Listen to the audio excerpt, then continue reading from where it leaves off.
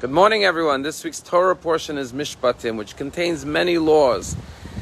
And one of the laws says you shall never afflict a stranger, a widow, or an orphan, and those who are most vulnerable and sensitive, because their heart is sensitive.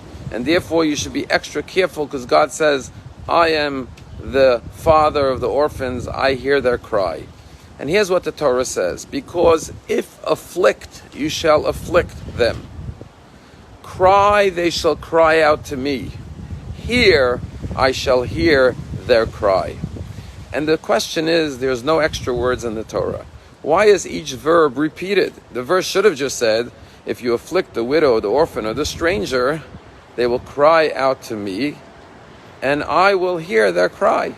But the verse says, cry, they shall cry. Hear, I shall hear. Afflict, if you afflict, shall you afflict. And the Kotzker Rabbi gives an answer. And he says that anytime you afflict someone, they cry out to God, and God hears their cry. And therefore you should never cause pain or anguish to any human being. Never take advantage or hurt anyone. But there's a special double affliction when you hurt a widow or an orphan or a stranger, an immigrant. And there's a double cry, and therefore God hears doubly. Why? Because the widow and the orphan say to themselves, you know why this person took advantage of me, why they insulted me, why they hurt me, why they took advantage of me? Because I don't have a father to defend me, or a mother to defend me. Or the widow says, because I don't have a husband to stand up for me, that's why they think they could take advantage of me. And therefore God says, when you hurt them doubly, because you open up the wound again of the loss of their loved one. And therefore they cry in double pain. And therefore God says, I am doubly attentive to their cry. Today is the 22nd day of Shvat on the Hebrew calendar, and it's the 35th yard site of the wife of the Lubavitcher Rebbe, whose name was Scheiner. And while she had no physical children, she has thousands of spiritual children. All the Chabad Rebbitzins all over the world who carry on her life and legacy. And there are literally thousands of children called Chayamushka, named after her. And while she was a very private woman, she was known for her compassion and her kindness. And just two quick stories. One story about her that is told is that the Rebbe's secretary, Rabbi Grona, once got a call after the Rebbe had gone home past midnight, and it was 1 a.m., and a man called crying, and he said, my child was just rushed to the hospital, and the doctors say we need emergency surgery. Could you please ask the Rebbe for a blessing to pray for my son? And Rabbi Grona said, I'm sorry, but the Rebbe just went home a few minutes ago. And the man pleaded to call the Rebbe's home and ask for a blessing. Rabbi Grona was very reluctant, but the man was desperate. So he called the house, and the Rebbitzin picked up. And Rabbi Grona said, sorry to call at this late hour, but I got a call. Their child just went into emergency surgery, and they asked me to call for a blessing, and gave me their Hebrew name. And the Rebbitzin said, I'll relay the message to my husband. And then the Rebbitzin said to Rabbi Groner, you never need to apologize for calling in the middle of the night.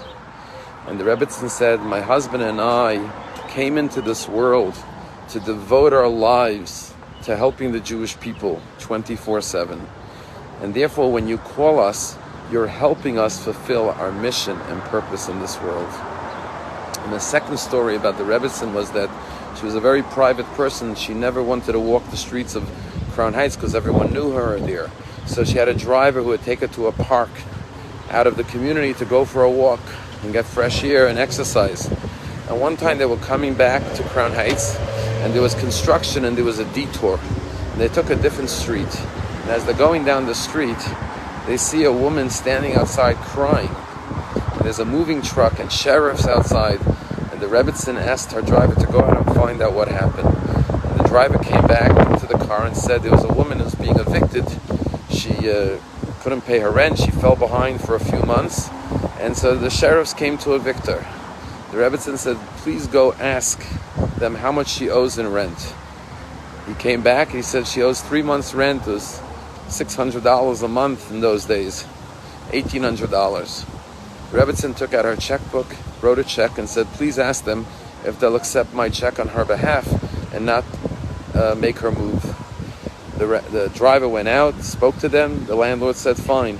He accepted the check. And the woman stopped crying and she was able to go back to her home. The driver asked the Rebbitzin, said, wow, that was a big act of generosity. In those days, especially in the 70s, it's a lot of money.